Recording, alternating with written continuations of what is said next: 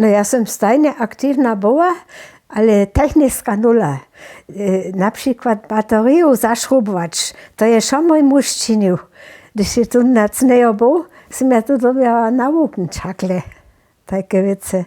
A niekde s tým laptopom, to ja tiež nesem klar šišla. Ja pa som mýva delňo-sapský svonik pe komputeru, to ja som mohla, když som ja nešto hľadačcova, som ja si to zasvedčila. Meste mi je ten ding skoncovaný a ja tiež netreba mi jace hľadač. Ale ja všelšo rade s učbnicami a se svonikami romadžičovam.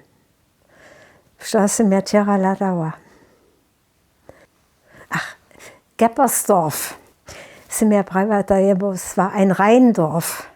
A Rheindorf, Sapsirka, ja nisem vedela, som ja do svonika hľadala. Riadova ves. A ešte nešto druge. A to ze svonikami den sa ešte rade hľadam.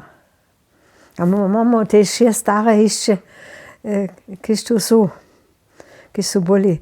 A ja čítam tiež rade tých starých spisovateľov. Ja mám Jurija Brizana, Jurija Kocha a tu ešte jako spisovateľov, ale tam nie sú za mňa autorojo.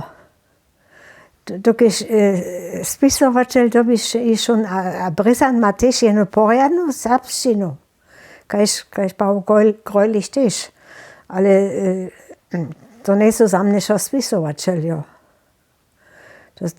Jako autor se zesperaja tu materiál, zestaje a pisaja o tym, ale spisovateľ dobiš kus jace byť.